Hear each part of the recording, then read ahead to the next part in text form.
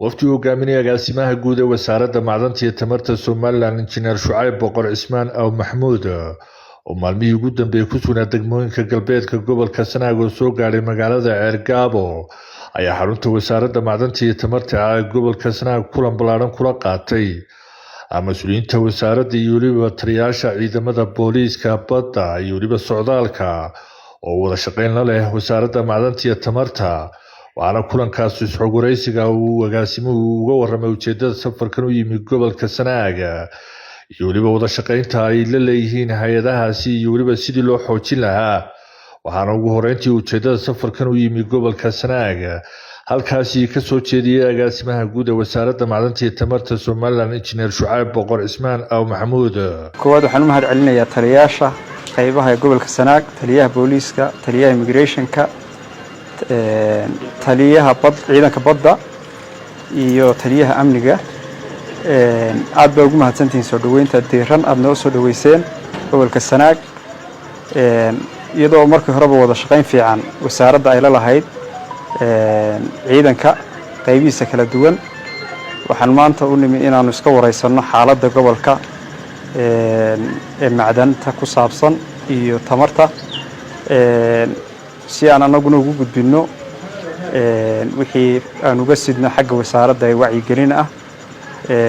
si loogu fududeeyo maalgashatada dalka maalgashatay oo dalku uga faa'iideysto khayraadkiisa isla markaana sidii loo ilaaliyo khayraadka iyo dadka ku jira faraha kula jira gobolka ku badan Sanaag oo u badan garab raadada macdanta iyo dadka haysta qalabka ila meeraysatada aan sharciga ahayn sidii looga hawlgali lahaa baan iska wareysanay si fiican baan isla fahanay insha Allah maadaama wasaaraddu uga mas'uul tahay qaranka ka faa'iideysiga macdanta iyo khayraadka dalka isla markaana ilaalinta khayraadka macdanta iyo dalka ay mas'uul uga tahay listigii shirkadaha sharciga ee gobolka Sanaag joogay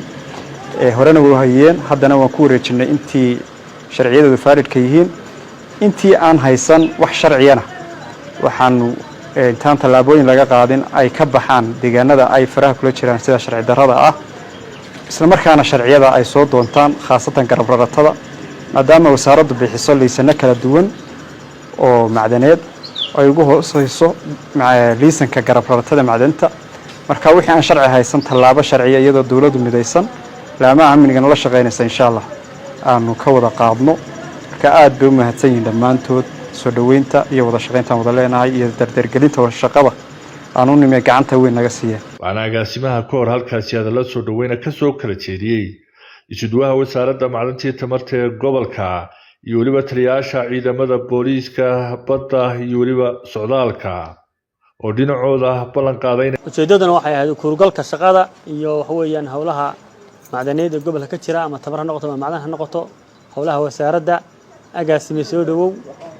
xafiiska wax weeyaan ku soo dhawow iyo gobolka Sanaagba wasaaradda xafiiska waan la sii shaqeynay maantana wadno adiga nagu soo kordhano yimi amaamiir wixii aad ka sidda dawladda iyo wixii la doonayay in la fuliyo nagu cusub iyo wixii hore la sii jadiidinayo intaba diyaar baan agaasime u nahay inaan kugula shaqeyno xukuumadda kula shaqeyno ciidankii waxaanu nahay anagu ammaankaan nahay booliska ee kulli afka booliska ku hadlaya anagu boolisku wuxuu diyaar u yahay inuu wasaaraddan iyo wasaaradaha kaleba waxay diyaar u yihiin inay la shaqeeyaan si agaasimo ku soo dhaweynaa wasaaradda wada shaqeyn baan leenahay runtii xafiiskana waa la sii shaqeynaynay wixii hawlaha iyo amaamiirda diyaar baan u nahay adna aad kugu soo dhaweynaa maanta socodkii ugu horeeyay gobolka noogu timaatimi waanu diyaar baan ku nahay wixii shaqo iyo hawl ay nooga baahan tahay wasaaraddu waanu la garab taaganahay ku waran wala shaqeyn jiray adna waan kula shaqeynaa wassalaamu calaykum inta ka soo xagaadho waxaan u mahadnaqaynaa agaasimaha guud ee wasaaradda tamarta ee maanta oo kormeerka shaqo ku yimid Ceergaabo agaasimaha guud oo soo dhaweynaa anigu kala afka immigration gobolka ugu noogu horeysa anaga wasaaradda shaqadeedu wasaaradda waxaan loo bilaynaa maalintii bilaabatay wasaaradda halka bilowday ilaa maanta wala shaqeynaa inta aanu noolahayna xilkan dawladdu haynana wala shaqeyn doonaa agaasime gobolka khayraad badan baa ku duban ajnabi badan baa soo gala boqolkiiba 90 inta badan waa ka saaray qof sharci darro saacada ku jooga oo aanu garanayna ma jirto ama noglahaba ma dhici karto laba kastood baa jirta labadaas tood immigration baa jooga insha allah wixii taa ka dambeeya amar aadna ku fulisna waan kula fulina علي هذا ظاهر TV عالمي هوم كيبل TV مقالة عرقابو